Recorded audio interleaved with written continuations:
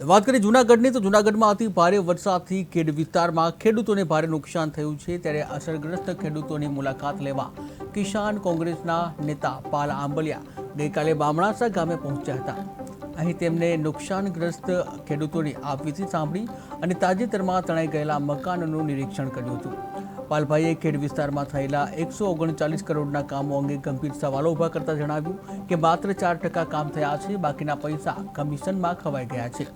સાથે જ તેઓએ કેન્દ્રીય મંત્રી મનસુખભાઈને આડે હાથ લેતા સરકારને ખેડૂત સહાય તાત્કાલિક આપવાની માંગ કરી હતી। ગામમાં હું ઊભો છું, એ બામણાસા ગામ કે જે ખેડ વિસ્તારની અંદર દર વર્ષે પાણી ભરાય અને 8 થી 10 જગ્યાએ પારા તૂટે અને દર વર્ષે સરકાર આટલા કરોડના કામો અને આટલા કરોડના કામોની જાહેરાત કરે છે। આ વર્ષે પણ ખેડ વિકાસ સમિતિએ જે ગયા ઓક્ટોબર મહિનામાં લડાઈ કરી એના ભાગરૂપે સરકારે ઘૂંટણીએ પડીને 1500 કરોડ રૂપિયાની જાહેરાત કરવી પડી।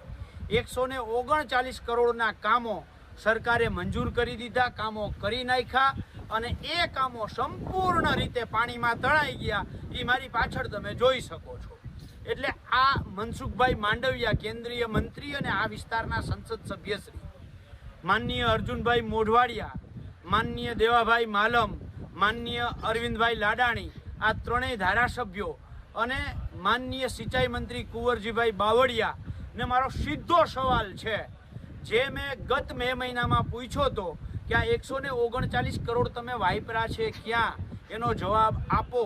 આ 139 હવે તમને ખબર પડી, આ મારી પાછળના જે દ્રશ્યો દેખાય છે આવી જ રીતે વપરાઈ ગયા, ખિસ્સામાં પડી ગયા। અને જે હું વારે વારે કહું છું 40% કમિશનની આ સરકાર, આમાં ખેડમાં તો 40% નહીં 4%નું કામ કરી અને 96% કમિશનની આ સરકારે આ કામ કર્યું છે। એના કારણે ખેડૂતોના મકાન નદીમાં પાણીમાં તણાઈ જાય છે।